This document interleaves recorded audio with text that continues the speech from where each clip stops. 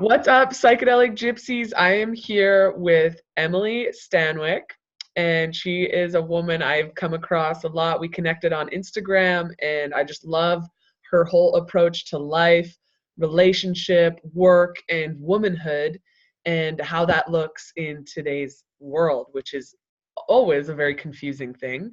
Emily is also a professional and family Oh, success coach, a Birthfit Regional Director, and is a Deuce Gym coach. So thanks for having us on, Em. yeah, I'm so happy to be here. My internet just cut out, but it sounds like yours didn't. Yeah, I think everything is good. We're good though, I think now. Yeah, there's a little bit of delay, but Okay, whatever. good. Yes, thanks Yeah. for having me. Okay. I'm super pumped to talk to you or with you. Yes. So basically, I just wanted to first off start with like, where are you at right now in your life? Oh, that's a great question. Well, I am a mom, like you mentioned, and it has been almost 1 year. My son turns 1 year old next Wednesday. Crazy. So I'm like in a memory lane place currently Mhm. of like where I was last year, the birth, and I can't believe it's already been a year. So that's where I'm at mentally. And I'm physically in LA, and I am really enjoying everything right now. I'm coaching, working with parents, really focusing on like balance is I did a podcast last week and this woman was like, balance is bullshit. It's all about just management. So I'm really just in the like management of work and baby and relationship. So yeah, good question. And how has your relationship changed or morphed with like this new life coming into your lives? Yeah. Well, I'm sure we'll talk a lot about spiritual psychology, but I love their idea of uh, soulmates. Like you can have one soulmate or you can have multiple soulmates, but you know, when you're with them for a reason, your souls came together for a reason, and you're either going to grow with each other or grow apart, right? Mhm. So the relationship is both in agreement of growing together, and it has been really fucking awesome introducing a child because the communication is, you have to be communicating like pretty much all day long. um, and so it's been really challenging in a good way, but also really fun because we're both like in it together. There's no like me versus you at all. So it's growth is the word for sure. Yeah. And I'm sure, I don't know, like how you feel, what do you feel like when you're tired, you're hungry, you feel like you have a million things to do? Are you starting to be aware of like the habitual reaction, or are you just able to like how do you manage that personal development along with then all of a sudden this extra life? Yeah. Oh, that's such a good question. I so I sometimes find myself like judging myself for not having like a spiritual practice or a morning routine because I don't, to be perfectly honest.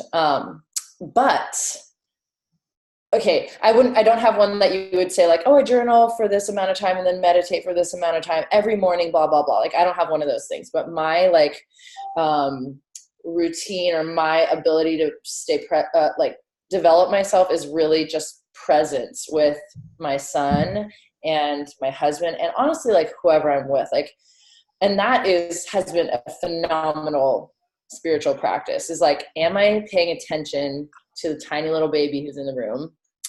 Or am I on my phone? Okay, cool. I'm on my phone. Let's just put that down. Oh, yeah, there's a little baby in here who doesn't need constant attention, but like who I want to create a relationship with.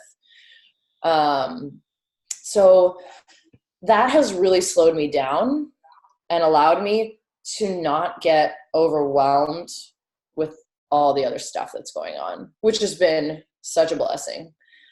I find that like, as I've had a baby and like really since I started to go back to work when he was 3 months old, like I've done more in a day and in a week and in a month than I ever have before in my life. No way. I'm like, why am I doing this to myself? Like, why do I keep agreeing to do more stuff? But it's really like, I'm saying yes to the stuff that I know that I can make time for. Absolutely. So it's really like those boundaries of like, what's actually going to be something I want to do? Or do I think I need to do this because of whatever reasons out there? Right. Some external reason, or to get like validation for like, oh, I'm a super mom or something like that. Oh yeah. Yeah. Yeah. I love sitting on the couch and doing nothing. Oh, I try to do that like multiple times a week. yes. I know, it's so funny. Like this whole like spiritual path for me has really just been about like, and the spiritual awakening, whatever you want to call it, has been about knowing that I have this amazing capacity to slow down, and that when I feel like these old feelings coming up of like, I need to be productive, I need to do more, it's coming from a place that isn't serving my highest self. And now I'm recognizing that. And when I try to push through that, all this bad shit, like my day just goes wrong. And when I just sit and slow down and be like, no, this is just where I'm at right now, like come back to this moment, everything just will like open up and fall into place. Yeah. I had such a kick in the ass at the beginning of the year because I went back to work in October, and in like December, January, I started to just feel exhausted. Like wake up super tired, like needing to sleep.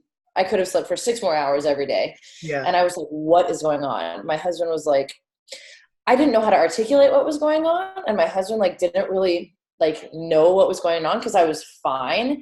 And then come to find out after like, 6 weeks that my thyroid was completely off. But I was like doing so much and like I was like, I'm tired, but like, I don't know why I'm tired. Just push through it. And then I was just like crashed. So that was such a lesson in like, okay, chill, slow. Yes. Like, don't agree to everything. Yes. And it's funny because I know you're probably like, we're very similar in the fact that it's like, well, yeah, of course I can do that. And yeah, I would love to do that. Like life is just this exciting opportunity after opportunity. And it's like, but yeah, you really do have to like sit in and check with yourself. Like, is this going to be good for me? And like, will it be something that I really want to do? Yeah. Oh yeah. Yeah. I love saying no, but I also love saying yes. Yes, absolutely. Yeah. I was going to ask you, so you are regional director of Birthfit, and how has being a part of that group changed your perspective on motherhood, birth, and child rearing, and then being in the fitness community? Oh yeah. So I found Birthfit in like 2012 because I knew Lindsay. Like we trained together, and she started training pregnant and postpartum women, and she's a chiropractor, and she would just talk to me about that stuff. And I, for my whole life, have always been fascinated with pregnancy and babies. Like I would come home at after school, like as a kid, and watch A Baby Story on TLC. Did you ever watch that show? Yes. Okay. Seriously, every day my sisters were like, Back when turn it TLC off. was good. Yeah. Yeah, yeah. And so when Lindsay started working with moms and women, I was just like, hey, how do I do this? Like, I'm not a trainer. Like, I don't know what I'm doing, but like, I want to be in this world. I had no idea there was like a birth world outside of hospitals. And I was never driven to be in the medical world, but I always said, if I was a doctor, I'd want to be an OB because I love pregnancy and I love babies. I found Birthfit and started training pregnant and postpartum women about 5 years ago when I was 25, had no relationship, nowhere near having kids, right? But I loved it. And I loved that the moms would bring their babies to work out with me, and I would get to hold them. And I was like, this is fucking awesome. So it started to just shift my mind in how I look at pregnant women. Like, it's not that I ever had any sort of judgment about them, but I had never really experienced pregnancy in my life. Like, I'm the oldest kid, you know, I didn't have any friends at the time who were pregnant, but I was like, oh, this is cool. Like, this pregnant woman's just coming to the gym and working out, like normal, like whatever. So it became just part of my daily life, and which I think is like obviously starting to happen now, but it's like, just, it's normal. Obviously tons of women give babies all the time. Yeah. And it became fun and exciting for me, because I was like, oh, this is what I want to do, you know, when I get pregnant. Okay, a couple years later, I'm really just on the training path. I then find out that something called a doula exists. And a doula is basically emotional support during labor and delivery. So that's a birth doula. And then there's postpartum doulas. But I found out what a birth doula was. You attend births, and you're basically like a trusted third party who is there with you every step of the way, who's guiding you through, you know, all the craziness of labor and delivery. And when I learned about that, I was like, oh my God, that is me. Like, I'm a doula. I got to do this. Like, I got to get certified right now.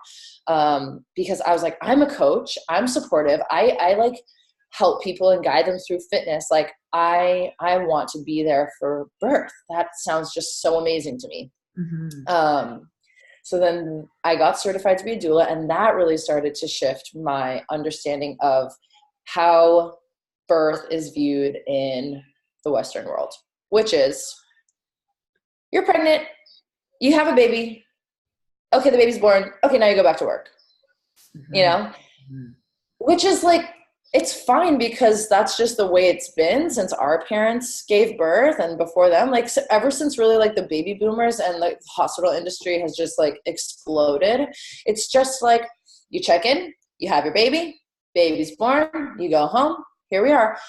And what America doesn't honor is the intense is like the most like minimal word for the transition that you go through, both physically, emotionally, mentally, spiritually, when you have a child. And that goes for, you know, both mom and dad. If it's not your child, like if you're adopting, if you didn't actually give birth, the honoring of the transition is what I really started to dig a little bit deeper into. Mm-hmm. And, you know, there are still so many women who are just like, I just want to be happy throughout my pregnancy, and I want to give birth, I want the drugs, and I just want it to be like that. Hey, great. That's cool. As long as you're educated and you choose that, right? Right. As long as you know what the hospital is like, as long as you know who's going to be in the room, like having a choice in your experience is like what we in Birthfit really advocate for. And that's been the coolest part, because, you know, for example, one woman at my gym, she told me she was pregnant when she was 8 weeks pregnant. And a couple weeks later, she was like, I didn't really like my doctor's appointment. And I was like, okay, are you open to learning about out of hospital births? She's like, oh my God, yes. And I was like, great. I'm going to send you a midwife in town. Go meet with her. And she came back and she's like, I didn't even know that this world existed. Like, I'm having a home birth. Thank you so much. And I was like, it just, you know, I heard a little twinkle like, hey, I'm not really pleased with the situation I'm in. And so we offer resources. Right. So for myself, yeah, what was your choice? Yeah, so I chose to have a home birth, because I don't really like hospitals. Every time I go in a hospital, I'm like, ugh, just not for me. Yeah. Yeah. It's not good energy. Yeah. And I was like, I've been in hospital births where nothing went wrong, but I was like, this just doesn't feel comfortable to me. And like, I want to be comfortable. So it wasn't about like, I need to have no drugs, but it was really just like, I need to be in my zone. I need to be in my area that I know, my happy place. So I chose to have a home birth, and I knew I wanted a home birth before I even got pregnant. And found midwives in LA who are phenomenal. LA Midwife Collective. And the level of care with midwifery is just above and beyond what we in the Western world know is even possible. Mm-hmm. It's just, they check in with you. The meetings are an hour long. They're not 10 to 15 minutes. They really ask how you're doing emotionally. They check in on your nutrition. They make sure you're working out. They make sure you're happy. They make sure there's communication with your partner. It was like so awesome. Wow. So awesome. And, you know, there were things that came up and like safety concerns because I had high blood sugar, and they're like, yo, you got to get your diet under control or we cannot work with you. And I was like, got it. Okay. Like, I want a home birth. I want to work with midwives. Like, I have to be the one to make the changes. I'm not just going to passively, like, just, this home birth isn't just going to happen because I want it. Like, I have to work for it. Wow. And that was really cool because we were online. Okay, what can I eat that lowers blood sugar? Oh, we found out all this like foods that help lower blood sugar, and ate those every day, and I was fine. And it was very empowering to be like, okay, yes, I'm doing as much as I can that's in my control to get the outcome that I want. I'm not attached to this outcome. Like, it doesn't make me a better person because I had a home birth, but like, that's what I would like. So being in the BirthFit world had just heightened my awareness as to what's available. Right. Just the education we have received, you know, and that I received working with BirthFit for so long. I was like, yeah, I'm not going to rely on anybody else to make this happen. Mm-hmm. There's no way. Yeah. So it must feel so empowering because you're taking that back for yourself, getting all the education, all the resources, and then making your changes based on that, which is so cool. And I do feel like, I mean, the medical industry at large, like even getting taught about our periods and our pleasure and what the vagina is actually all about. We know, at least I know, I just knew nothing. And I was like, holy shit, when I started reading all these books and like, you know, the moon mysteries and how we're so connected to the earth, like we are vessels of the divine mother. And that's just completely forgotten. It's just like, here's a vagina. It's like, looks kind of like this. And, if you like have sex, you're probably going to have to get pregnant. And it's like, it's very frustrating. And the amount of women I've come across now who are like, I have pain with sex. I have brutal periods. I have endometriosis. They can't explain it. Like, there's something, I think, bigger collectively going on here that needs to be addressed. And I think the biggest step is getting a full spectrum of the information, from the emotional side to the purely like physiological side. So it's like, that's why I love this idea of BirthFit. I think it would be cool too to have like some kind of educational resource for people like in their 20s, like teens, you know what I mean? Young women. So I absolutely love this idea of like this responsibility. And I was going to ask you then to lead into your spiritual psychology course that you just completed. Yes. What was that? Okay, so I took a 10-month certificate course in spiritual psychology at the University of Santa Monica. And I did it because my husband did it before me. So he did it first. And when he told me about it, I was like, you're going to do what? Mm-hmm. You're like going to learn about God? Like, what are we doing here? Yeah. And he's like, no. Like, I'm just going to do this for me. And I was like, great. Okay, cool. Whatever. And it's like one weekend a month, all weekend long. And I saw a shift in him just in terms of his, overall happiness, ability to relax, and just the conversations we had were just a little different, a little deeper. And so I was like, okay, well, we want to have a kid. I want to be speaking the same language as you. And he was like, I think it'd be really great if you did it. And I was like, okay, great. Now, it was an investment. It's very expensive. So I was like, am I really going to spend like, whatever, 12 grand for this course? Like, that's a fucking lot of money. Yeah. It was by far the best investment I've made in myself ever. And it was really just, the whole idea is like about what you talk about is like your awakening. Mm-hmm. Remembering, they call it an awakening and a remembering who you are, your divine light. And so I love the connection with spiritual psychology and BirthFit, because you look at a newborn baby. I don't know how many newborn babies you've held, but when you look in their eyes, there's no judgment. There's no anything, just wonder, right? You look at a newborn and they're just looking right back at you, like forever. They will stare at you for a long time. And most adults are like, okay, your baby's freaking me out. It's like staring at me. And that is the like wonderment, divine being that we all have in us. Mm-hmm. And so it's just remembering who you are.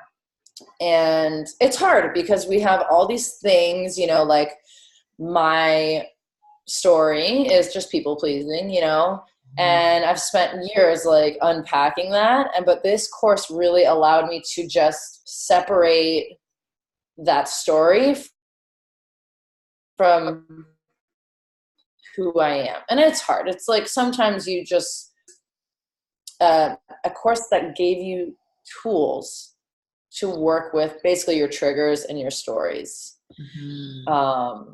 It was so awesome. So awesome. Yeah. Amazing. And so, what was your biggest takeaway that I guess you feel in everyday life? Biggest takeaway is like two. One, how you handle the issue is the issue. So I could get in a car accident, be so upset. Like traffic is a great one. Car stuff. Traffic, car accident, anything that just makes you late, or just like traffic used to like cause me rage. Mm-hmm. And you live in L.A. It's like, okay. Oh yeah. And Michael and I moved to a place where traffic is now not a part of our life, because we're like, fuck it. Yeah. It's just not going to be a part of our life. But how I handle the issue is the real issue. So if I'm upset and raging and angry and mad and like, okay, let's look at that. Let's not look at the traffic. Let's look at like why I'm so upset at cars. Yeah. And then the second takeaway, which kind of goes with that, is that everything is happening for you, not to you. Mm-hmm. So like everything, no matter what, if someone's mad at me, if business isn't going well, if, someone gets hurt or something happens to somebody in my life, it's not like, woe is me. It's like very much like victim versus empowered mindset. Mm-hmm. If you're living in this victim mindset, like everything's happening to me, feel bad for me, please, like what's wrong? Whereas over here, it's like, okay, what is going on? What am I learning from this? Like, why is this happening in my life? Like, okay, this issue, like this terrible thing does not define my life, does not define who I am. It's a thing that I get to learn from, as tough as it is. Yes. And that has really, seriously lessened anxiety, stress. It has helped me a lot in my parenting, because it's really just like more neutral observation, less upset, stress, and anxiety. Right. And I think I was just It's reading been huge. the Tara Yeah. Brach was talking about the lion's roar, and like that's a concept in Buddhism where it's like whatever happens, like any emotion, anything that comes up, anything that happens in our external environment, it's just like you welcome it, and it's like it's just another house guest in the house, and they just kind of hang out for a while. Yep. You know, you feed them, you say like hello, and then they get on their way, and it's like it's a really beautiful way of like coming back into yourself. There's like that neutral observer, and then all the turmoil and ego and craziness in front, and so it's really nice to be able to separate. Yes. But I still find myself getting like sucked back into like the stories a lot. And how do you get back to that neutral observing place when you know, sometimes life just gets really crazy, right? And you're almost in this management style instead of coming back to that presence. So how do you make sure you check in with that?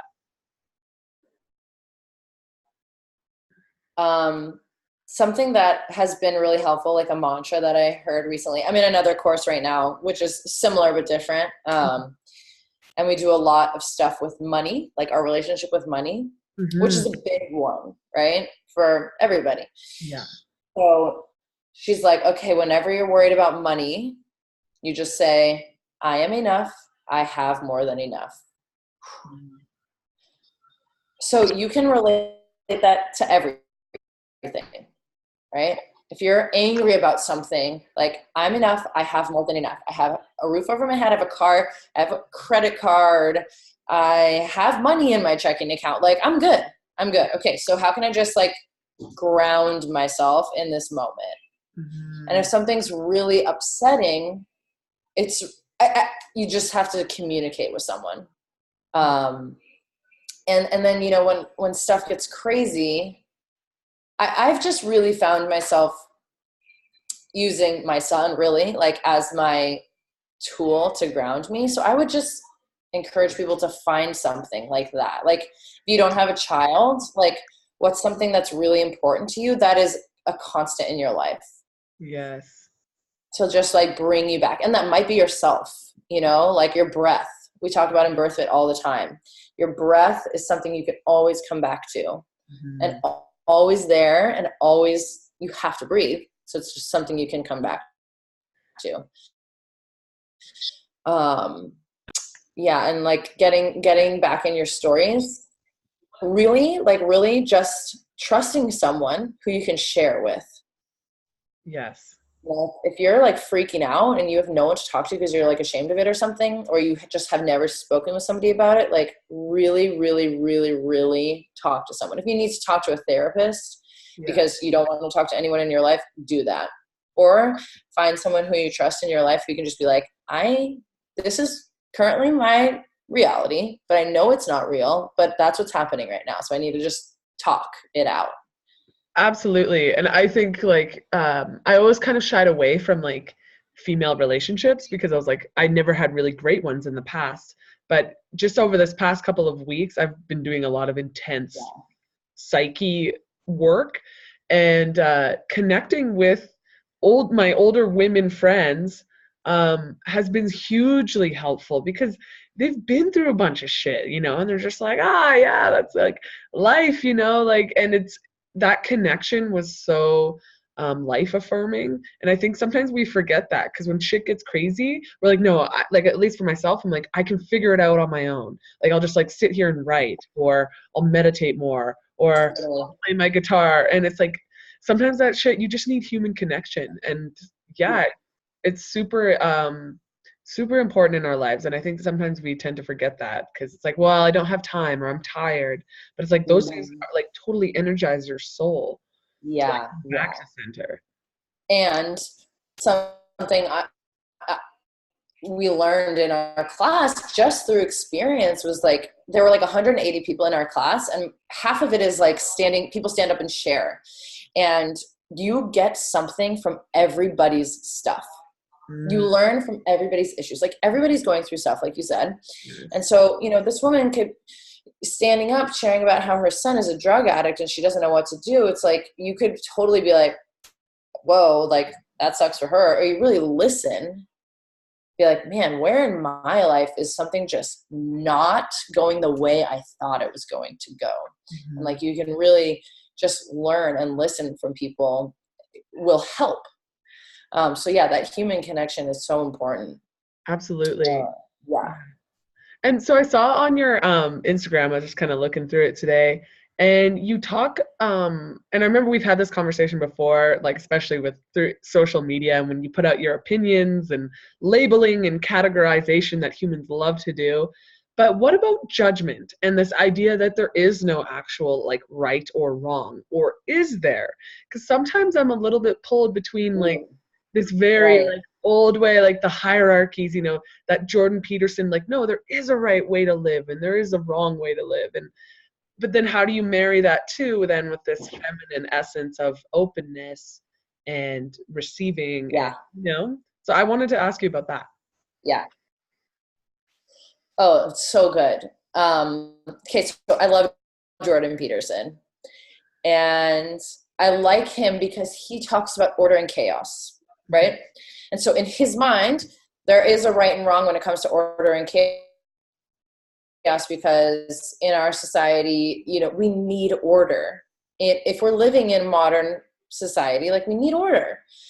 Otherwise, there's going to be no street lights and everyone's going to get in a car accident, and then the 405 is not going to work, right? So we need order. But when it comes to right or wrong, politics is great. We don't need to get into that. But I watched this video of a woman who used to work in the CIA, and she's like, the number one thing I have learned from working in the CIA with, you know, interrogating, I think she interrogated, you know, with terrorists. She's like, everyone believes they are the good guy. Everyone. Crazy. Okay. So Crazy, right? Terrorists aren't killing people like, I hate myself, this is horrible, why am I they're like, no, this is the right thing to do. Like, I have to do this. Like, this is the thing. So, okay, but we might think that's wrong, but they don't.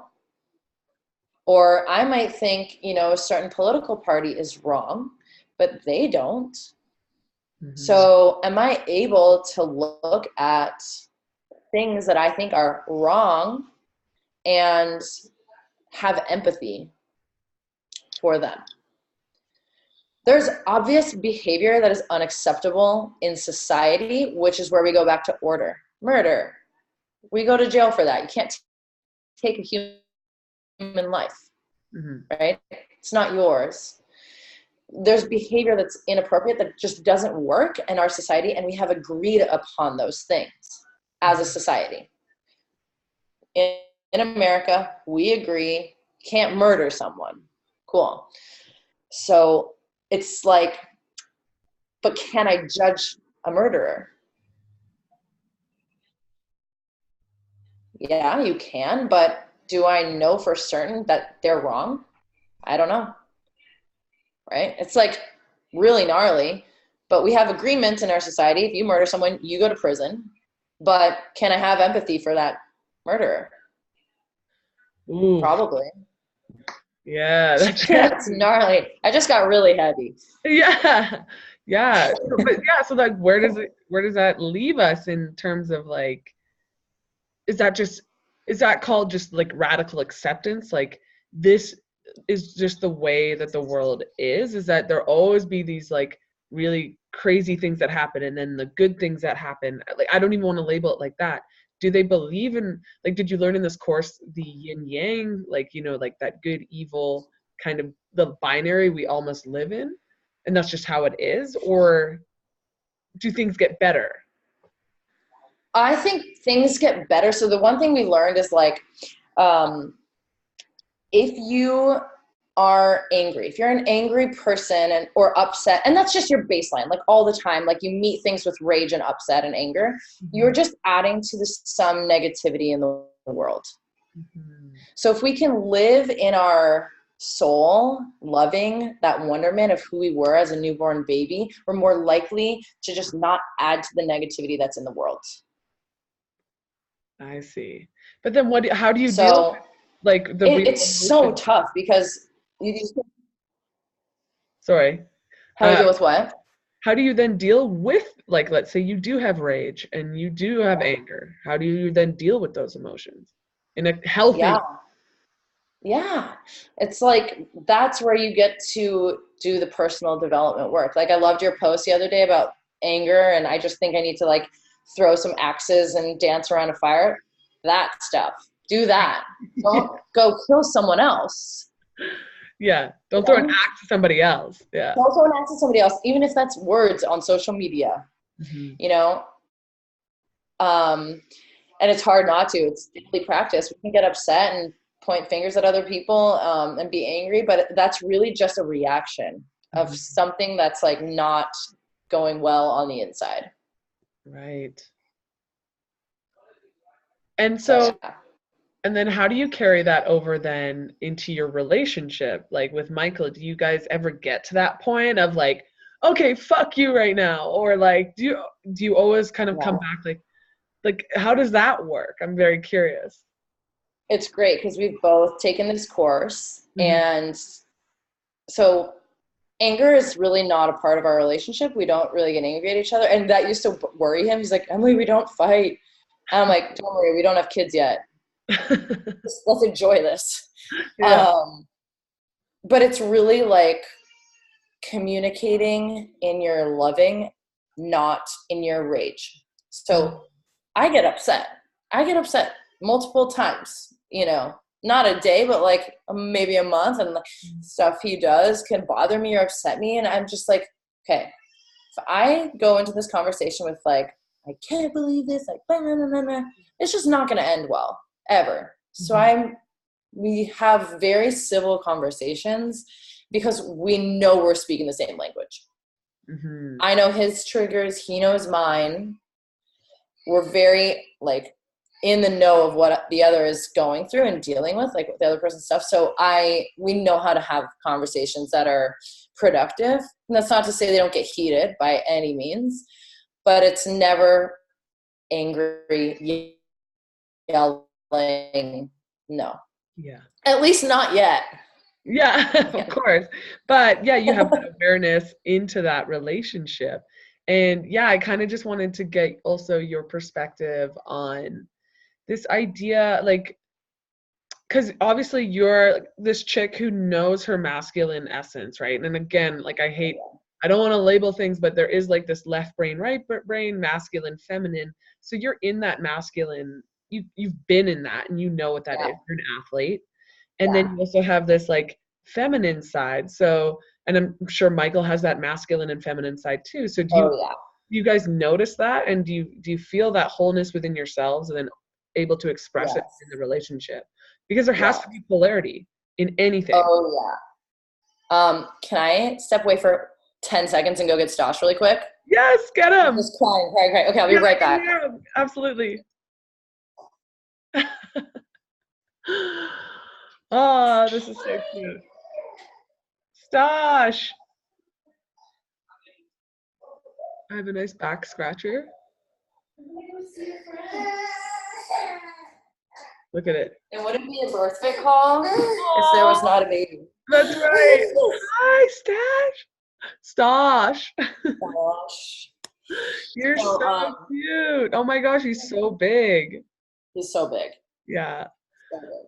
Well, answer this last question. I just give me a picture of like how that masculine and essence feminine works, and then we'll sign off.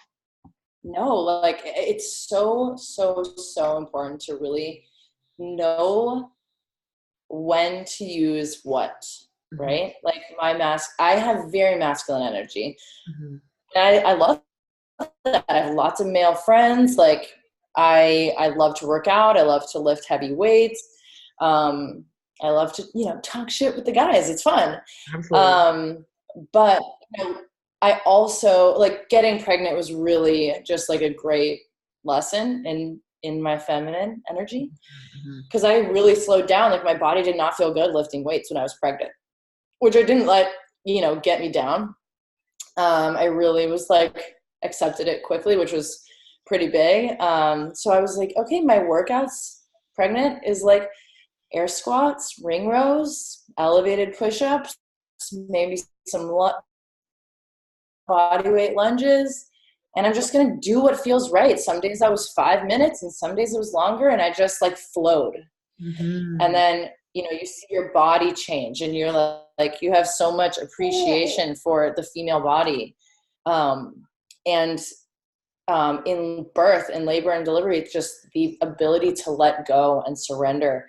I did not understand until, shit got real in birth, because I was just like so tight and tense and like here during labor, and everyone was like, let go, like relax, breathe. And I didn't get it until I was like really forced to, because the baby's coming out, right? Yeah. So that in the postpartum has really just been such a valuable lesson to just be okay with just flowing, not needing to, I was really into keto and intermittent fasting before. And I was telling my friends, like, I'm so hungry when I was pregnant. They're like, you need to eat bread and carbs and potato. I was like, okay, thank you. And it was just, I let go of like needing to do intermittent fasting and like not eat carbs. It was just like, okay, I'm just going to do what my body needs. Yeah. And so that's been really cool. And then being a mother, especially like breastfeeding, you're so appreciative of like the life you give to your child. Yeah. Incredible. It's amazing. And then, Michael is very, has very feminine energy. Mm-hmm. And, he's really into music, and he's really into singing, and he loves to cook. He loves food. That's his thing. And yeah, he goes to the gym and lifts weight, and we like to, go heavy, but we're in very different stages of life. He's 46 and I'm 30. And so he's just like not committed to pulling big numbers anymore. He's like, I'm just working out to like still be shredded in my 40s and 50s and just look good and feel good. And I'm like, oh, that's awesome. Yeah. And so we're both able to connect. But for him, like order and like discipline is important. He's very much a learner. He reads constantly, and he's really into like studying and languages. And so I learn a lot from that masculine side of him that's very like diligent, mm-hmm. in ways that I am not. So it's so cool because we have all these different things that work together. And when, like when emotions come up for both of us, like hopefully we're not both in this like emotional state at the same time, but we're able to be there for each other, right? When stuff comes up. That container, just so like hold it. Yeah. Amazing. Well, it sounds like you're just absolutely thriving. It's crazy because it's been a year since he was born, mm-hmm. and it's really like the biggest takeaway from this year, and what I tell all my clients, is daily adaptation. No expectation, just one day at a time. And that's honestly how we have survived and thrived, because we aren't freaking out about, next week. It's just today. Right. Absolutely. So anyone who's going to have a baby or pregnant or has a baby, don't worry about the future. That's a waste of energy. Yeah. Just go with the moment, right? And I feel like that's like life, we get so tight and so tense, and it's just like when we do finally let go and just come back to the wilderness that is our bodies, it's pretty divine. And you do get connected back to the source, your source. So. You like that? Yes. Yes, he's in agreement.